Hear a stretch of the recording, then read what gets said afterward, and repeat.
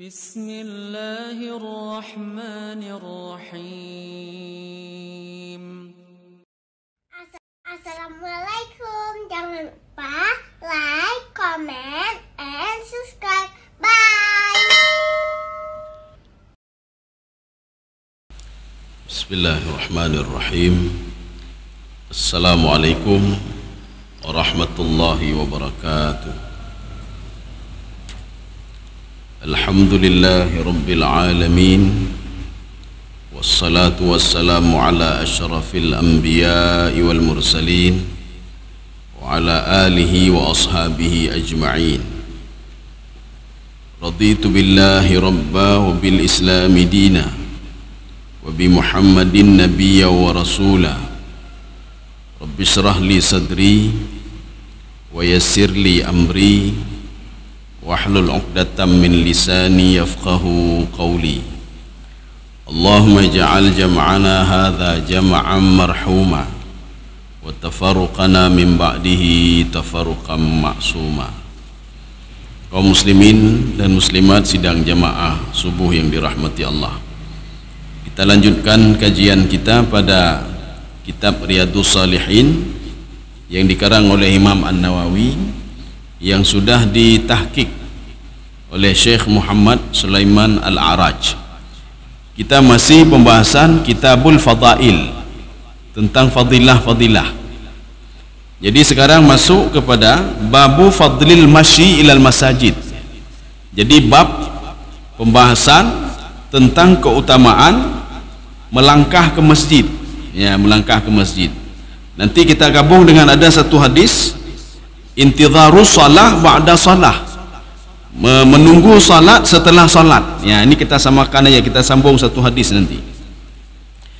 Rasulullah sallallahu alaihi wasallam sudah membuat syarat kalau ingin diangkat kejahatannya dan diberikan kebaikan.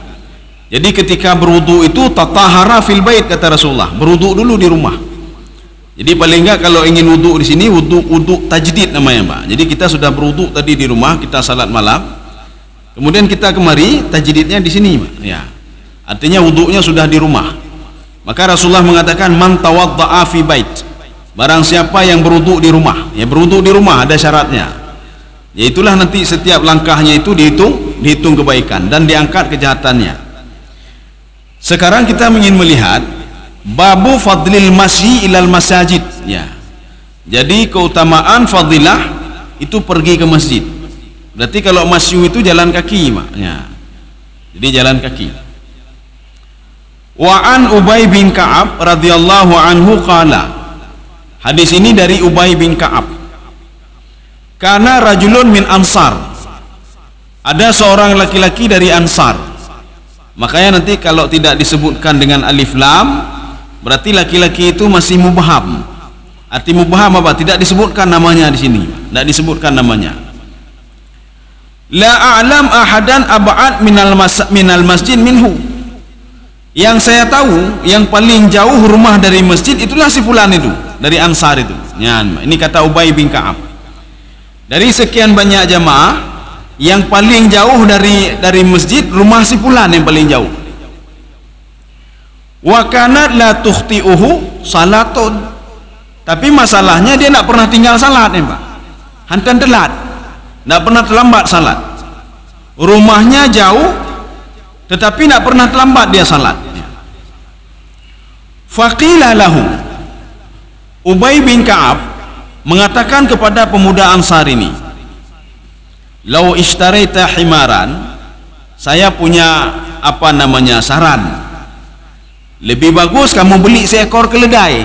Nebelo keledai sabo. Karena rumah kamu jauh. Nebelo keledai sabo, ne jauh mesti dengan keledai ni. Tarkubuhu fi dhalma. Kamu nanti bisa naik keledai itu fi dhalma, dalam kegelapan malam. Daripada nejak dengan dapak, Mbak. Lebih bagus kamu beli keledai satu. Fi dhalma'i wa fi ramda. Ramda itu waktu musim panas. Jadi ketika musim panas, kalau kamu jalan kaki kan jauh masjid itu. Jadi bagus kamu naik keledai saja. Belum keledai sabo. Qala Apa jawab pemuda ini? Ma yasuruni anna manzili ila janbil masjid. Maksudnya apa? Kalau nanti naik keledai kan bagah truk masjid, Pak. Bagah truk masjid. Ini sebuah kalimat majas ini, Pak. Sebuah kalimat majas. Pemuda ini mengatakan, saya tidak mau rumah saya di samping masjid. Maksudnya bagah tak truk. Ya, Pak. Saya nak mau rumah saya di samping masjid. Artinya saya tidak mau cepat kali sampai ke masjid. Maka rumah saya jauh dan saya tidak mau membeli kendaraan. Menyodanya tak berangkat dari JO truk kuno kabeh teman tu boh, Pak. Kabeh teman tu boh dah jangan dapat, Pak. Lu menyolong jangan dapat kan jenis truk setengah 7 truk ni, Pak. Jadi artinya apa? Kalau mungkin beliau ini bangunnya sudah lama sekali dia bangun, Pak. Jadi bangun sudah lama kemudian jalan kaki. Jalan kaki bukan naik kendaraan. Ini uridu, saya maunya kenapa saya jalan kaki, kata pemuda Ansar ini. Ayyuk tabali masyaya ilal masjid. Allah Subhanahu wa taala menghitung langkahku pergi ke masjid. Ya, saya mau pergi ke masjid dihitung langkah-langkah saya oleh Allah. Saya tidak mau naik kendaraan. Wa ruju'i, dan ketika saya kembali lagi ke rumah dihitung juga langkah saya. Ya, berarti dia cita-cita dia dua, Pak. Sedangkan hadis Rasulullah tadi apa? Man tawadda'a fil baiti, barang siapa berwudu di rumah kemudian dia melangkah ke masjid, itu hadis Rasulullah sebelumnya, maka setiap langkahnya itu diberikan kebaikan dan diangkat kejahatan. Ini hadis Rasulullah. Tapi pemuda ini dia mengharap dua nih, Pak. Dua harap. Ketika saya berangkat dari rumah ke masjid dikira oleh Allah, dan ketika saya pulang dari masjid ke rumah dikira oleh Allah. Kita lihat nanti apa respon Rasulullah SAW. Dia maunya dua, kan tabah, Pak. Dua mohon. Pergi didikan langkah, pulang ke rumah juga dikira diperhitungkan oleh Allah. Ini cita-cita pemuda tadi. Wa ruju'i idza raja'tu ila ahli. Ketika nanti saya kembali ke keluarga saya mau juga dihitung oleh Allah. Nanti kita lihat dihitung enggak oleh Allah ketika dia pulang atau pergi saja dihitung. Sedangkan dalam hadis Rasulullah pergi saja dihitung, Mbak, pergi saja. Faqala Rasulullah sallallahu alaihi wasallam, yang baru direspon oleh Rasulullah. Rasulullah merespon.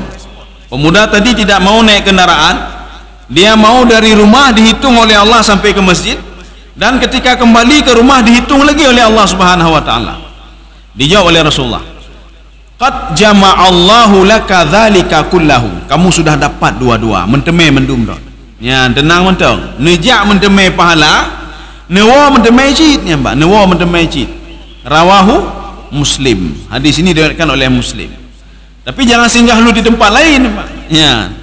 Jadi dari masjid langsung pulang ke rumah. Jadi kalau singgah di tempat lain lagi anak mentemai tepu, Pak. Anak mentemai tepu. Nyo dari masjid, ya, dari masjid. Dari rumah menuju masjid, dari masjid menuju rumah. Menyo mentemai pahala. Dari masjid jauh rumah oleh baru jak kedai kopi, Mak. Ya. Nya mentemai pahala, Pak. Pahala aja, pahala wow. Tapi menyo dari ino dah jak kedai kopi je anam temele, Mak. Ini maksud Rasulullah, Pak, dari rumah ke masjid, dari masjid ke rumah. Qad jama'allahu, kamu sudah dapat dua-dua, kata Rasulullah sallallahu alaihi wasallam. Kamu sudah dapat dua-dua. Ya. Hadis selanjutnya, ini hadis ada seseorang yang ingin tinggal di samping masjid. Kemudian diberitahukan oleh Rasulullah lebih baik tinggal di toto masjid. Ya, nampak. Kita lihat alasannya. Kita kan senang sekali nanti, oh nyormu tota masjid, nampak. Tota masjid, tota menetah. Rasulullah menganjurkan baik toto ke masjid. Ya, nampak. Yang kita ini hadisnya. Wa an Jabir radhiyallahu anhu qala. Hadis ini dari Jabir radhiyallahu anhu. Khalatil biqa'u haulal masjid. Di samping masjid rupanya ada tanah kosong. Nah, tanah kosong, Pak. Ada tanah kosong. Jadi kau rui merepah-repah ya pedang rumah di samping masjid ni, Pak. Khalatil biqa'u haulal masjid. Rupanya di samping masjid itu ada tanah kosong. Fa arada Banu Salimah ayantaqilu qurbal masjid. Rupanya Bani Salamah dia ingin berpindah rumahnya, nyo apabila rumah pindah ke masjid ni, Pak. Pindah ke samping masjid. Ya. Fa balagha dzalika Nabi. Berita itu sampai ke Nabi Muhammad sallallahu alaihi wasallam. Faqala lahu, apa sabda Rasulullah SAW kepada mereka? Apa saran Rasulullah? Balagani annakum turidun, sampai berita ke saya, kata Rasulullah, kalian itu mau antantaqilu qurbal masjid, ingin pindah rumah ke samping masjid, ya, kata Rasulullah. Jadi saya dengar berita kalian mau pindah rumah sampai masjid. Qalu na'am ya Rasulullah. Ya Rasulullah.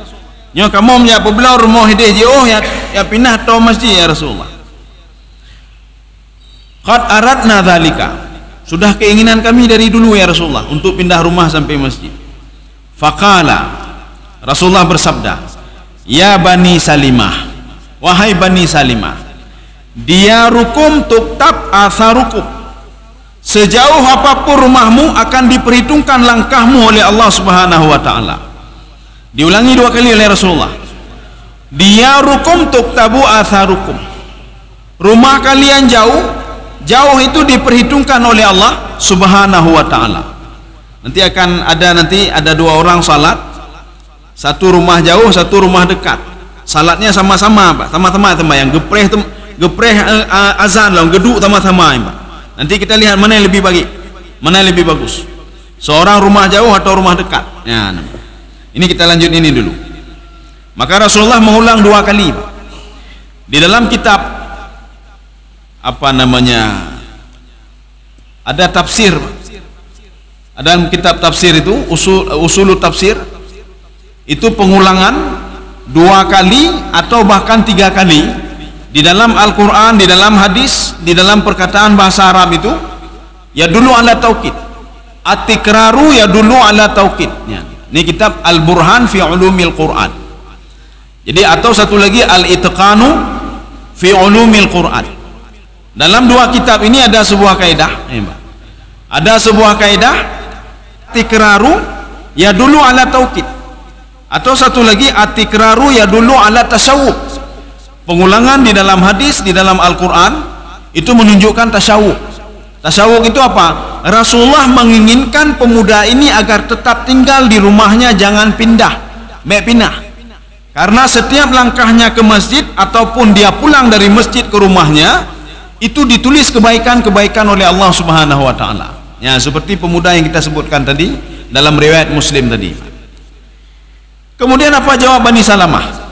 Faqalu ma yasurruna anna kunna tahawwalna. Oh, nak jadi pindah kamu ya Rasulullah, kakak. Bak tempat saya mentang. Kami enggak ada jadi pindah ya Rasulullah. Biar kami di tempat semula, setiap langkah kami ke masjid dan pulang kami ke masjid selalu diperhitungkan oleh Allah Subhanahu wa taala. Ada pada masa sahabat untuk mengsiasati. Nah, orang sampai masjid rumah, Pak. Nya kipan cara bela pahala keliling-keliling masjid le. Tegolong kita mau masjid, getawaf le, Mak. Geputar-putar masjid le, geputar-putar. Setelah itu dia masuk ke masjid. Waktu pulang begitu juga, geputar-putar le, baru dia masuk ke rumahnya, Mak. Ini untuk mengsiasati. Ya, Mak.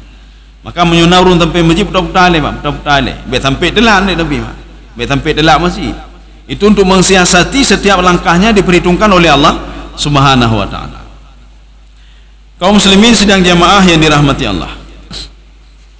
Hadis selanjutnya, wa an Abi Musa radhiyallahu anhu qala. Hadis ini dari Abi Musa. Qala Rasulullah sallallahu alaihi wasallam. Rasulullah sallallahu alaihi wasallam bersabda. Nah, ini tentang pahala lebih afdal, lebih bagus. Bagus seperti ini tapi ada yang lebih bagus. Nah, itu maksudnya. Ini namanya kalau dalam kajian ilmu bahasa itu namanya isim tafdil. Makanya Rasulullah mengatakan, inna a'zaman nasi ajran, manusia yang paling banyak, paling bagus, paling afdal yang mendapatkan pahala. Kita kan begitu, Mak. Kalau beli makanan ini bagus, yang paling bagus mana? Paling bagus dan paling mahal, Mak. Yang katanya ada minta paling bagus, paling murah, Mak. Ini seperti Ashabul Kahfi. Ashabul Kahfi mengatakan, azka ta'aman falyatikum birizqim minhu waliyatalattaf. Dalam tafsir Ibnu Abbas itu mengungkapkan, ini duit sedikit, peng bacut, Mak. Sekarang bagaimana kalian beli makanan banyak, enak, tapi murah. Ya, Pak. Makanan banyak, enak, murah lagi, Pak. Hanam temele no, Pak. Banyak, enak, murah lagi. Pak, hanam temele, Pak. Ya. Jadi ini begitu juga. Ini a'zamu ajran, yang paling lebih, paling afdal, paling afdal. Walaupun kita melakukan kecil sedikit. Ya. Jadi makanya di dalam Islam itu ada sesuatu hal yang sedikit kita lakukan, tapi pahalanya banyak. Pahalanya banyak. Ya, contoh itulah seperti ini. Fis salati, dalam salat sekarang kita lihat, bukan di luar salat. Jadi ada seorang laki-laki lebih afdal pahalanya, lebih banyak dibandingkan orang lain dalam salatnya. Siapa itu? Ab'aduhum ilaiha masyan, yang paling jauh langkahnya ke masjid. Walaupun sama-sama sampai ke masjid, duduk di masjid sebelum azan, menunggu azan, sama-sama duduk. Salat sunat sama-sama, kemudian sama-sama mengikuti imam. Tapi lebih afdal kata Rasulullah, ab'aduhum masyan, yang paling jauh langkahnya pergi ke masjid. Ya. Fa'ab'aduhum, dan yang lebih jauh lagi lebih afdal lagi. Yang lebih jauh lagi lebih afdal lagi. Tetapi harus kita persiapkan juga. Nyo azan poh 5 lewat pada 15. Berarti tak berangkat aja menyo jio setengah 5 ngan tepat aja. Menyo ngejio dah berangkat poh 5 lewat 15 terus kena hanam demi temayang le, ya Pak. Yang dapat ada rumah lon jio, ya Pak. Tak jadi dengan tepat. Maka hanam demi temayang jemaah le, Pak. Jadi maknanya orang ini kenapa afdal? Dia berangkat dari rumahnya sebelum azan tadi, dia berangkat jalan kaki terus, ya. Kaum muslimin sidang jemaah yang dirahmati Allah. Walladzi yantadiru salah hatta yusalliha, ada orang menunggu salat. Menunggu salat bagaimana? Azan golom azan atau golong kamat, katro kanyan. Dia preh temayang. Kita ulangi lagi.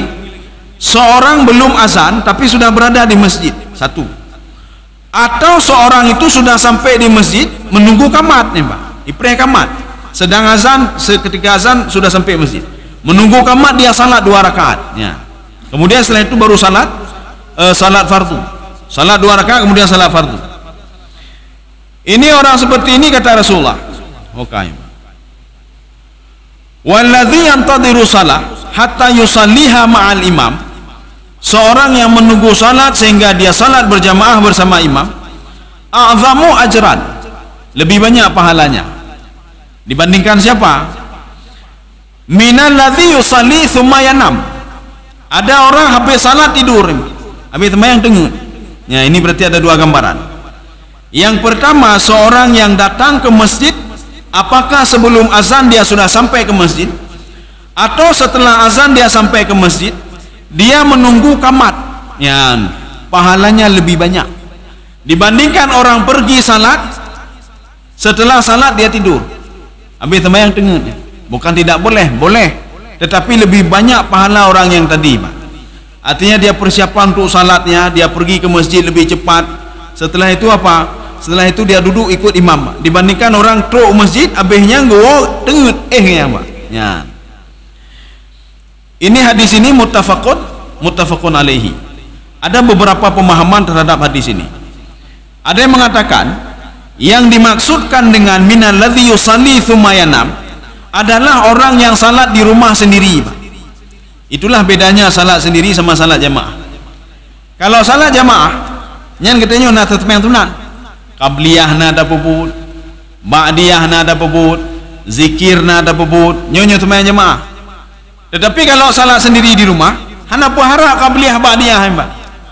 Ketika tu wate subuh, kalian cium, kata tu temayang ju Allahu Akbar, 2 rakaat dengar ju.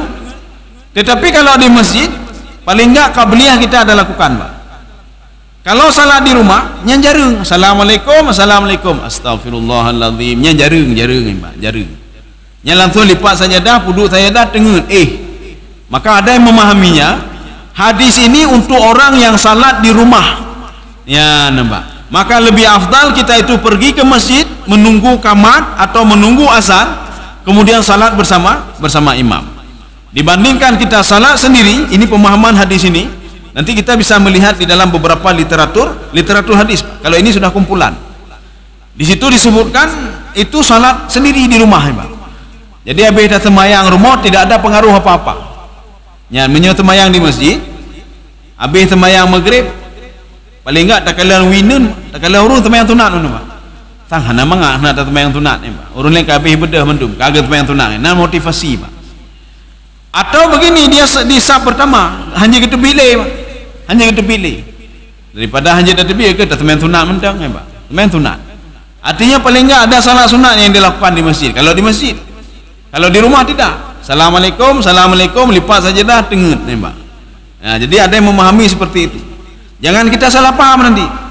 Oh mak berarti hancur habis sembahyang tengah hancur, jut ke hancur. Ni kita habis sampai salat ya oh ya jut ke hancur. Maka pemahaman hadis ini, salat berjamaah itu lebih bagus dibandingkan salat sendiri di rumah. Karena habis salat sendiri kita langsung tidur. Ya, itu maksudnya. Jadi kan umanyo tak sembahyang jemaah apa tak pun hancur, jut kan hancur. Ini cerita tentang salat di rumah. Kaum muslimin sidang jamaah yang dirahmati Allah Subhanahu wa taala. Ya, kita lanjut lagi, Pak. Hadis ini dari Buraidah radhiyallahu anhu anin Nabi sallallahu alaihi wasallam. Qala basyiru masyayin. Rasulullah mengatakan, wahai sahabat-sahabatku, berikanlah kabar gembira bagi orang yang jalan kaki. Nyan, bagi orang yang jalan kaki. Nyan. Oh katanya uji Pak, nyo kiban caranya tajak ngan tepat telat. Jut dah puduk kendaraan, dah putar-putar lah siat Pak. Tempat wudu atau apa, baru dah mau dalam Pak. Ya, kita masuk ke dalam. Apakah langkah roda itu dikira juga? Nya wallahu alam Pak. Karena yang dalam hadis itu kaki Pak, tapak. Karena makin jauh itu, kalau seandainya cepat kan sama seperti sampai masjid. Ya. Itu wallahu alam. Walaupun ada yang mengkiaskan nanti setiap pergerakan roda itu ya nampak diangkatlah tujuh kejahatan dengan kemudian diberikan 7 kebaikan. Nyalu hang keji lumpakah Pak. Ya nampak. Karena kalau dengan kendaraan sama seperti dekat masjid karena cepat, sampainya cepat. Itulah seperti tadi kalau sampai letakkan kendaraan ya putar-putar lem. Jabat tempat wudu 3 walaupun sudah kita wudu di rumah baru masuk ke dalam masjid. Kaum muslimin sidang jemaah yang dirahmati Allah. Rasulullah mengatakan basyiru masyayin. Ya inilah artinya orang jalan kaki tadi Pak. Tidak ada Rasulullah menyebutkan berikan kabar gembira bagi orang yang pergi salat jamaah apakah dengan kendaraan atau apa saja. Tapi ini masyayin, orang jalan kaki. Tidak ada pemahaman masyayin itu naik kendaraan. Tidak ada Pak. Masyayin itu orang jalan kaki, jangan depan. Ya. Fi dzulmi ilal masajid bin nuri tam yaumal qiyamah. Di dalam kegelapan malam dia pergi ke masjid, jalan kaki dia pergi ke masjid. Jadi jalan kaki artinya apa? Waktu subuh atau waktu maghrib atau waktu isya. Ini tidak masuk waktu duhur dan asar ya Mbak. Jadi artinya apa 3 waktu ini? Karena 3 waktu ini kan susah ya Mbak. Susahnya bagaimana? Maghrib itu kan susah, kita habis aktivitas. Isya begitu juga. Apalagi subuh ya Mbak, apalagi salat subuh. Orang seperti ini kata Rasulullah, basyiru al-masyayin bin nur. Itu ba'ilsak namanya Pak. Artinya seorang itu akan diberikan cahaya oleh Allah Subhanahu wa taala bin nuritam, cahaya yang sempurna. Kalau orang berwudu, cahayanya hanya sebatas tangan saja, sebatas muka saja. Orang yang berjalan kaki itu cahayanya sempurna. Ini tamahlah Pak. Walaupun dalam hadis Rasulullah mengatakan, cucilah, basuhlah tanganmu karena nanti akan menjadi cahaya. Kalau ingin lebih lagi maka basuhlah lebih, lebihkan basuhnya supaya cahayanya lebih meluas lagi. Dan Rasulullah memberikan motivasi lagi, kalau ingin cahaya lebih sempurna lagi, pergilah ke masjid dengan jalan kaki. Ini masyayin namanya. Yaumal qiyamah, hari kiamat. Hari kiamat apa jahat? Yang menyoda fikir-fikir umat trip dah orang kiamat ni Pak, trip dah. Tapi di dalam tafsir Al-Qurtubi apa kata beliau? Hari kiamat itu tatkala roh sudah mulai keluar dari tubuh, nyanya mulai kiamat ni Pak. Itu sudah mulai kiamat. Ya. Kalau kita pahami di situ, seorang yang sering berjalan ke masjid, ya Pak, berjalan ke masjid, maka ketika dia mau dicabut rohnya diberikan cahaya oleh Allah. Diberikan bukan kegelapan, lawan dari kegelapan ya Pak. diberikan cahaya, diberikan kemudahan oleh Allah. Ketika rohnya juga sudah keluar, diberikan cahaya juga oleh Allah di alam barzakh. Ketika dibangkitkan di padang mahsyar, diberikan cahaya juga oleh Allah. Apalagi nanti sudah masuk ke dalam surga. Maka nanti ada yang mempertanyakan, apakah di dalam surga ada mata urau? Pernah mata urau dalam surga? Kita di sini lihat matahari, di padang mahsyar lihat matahari. Terima kasih.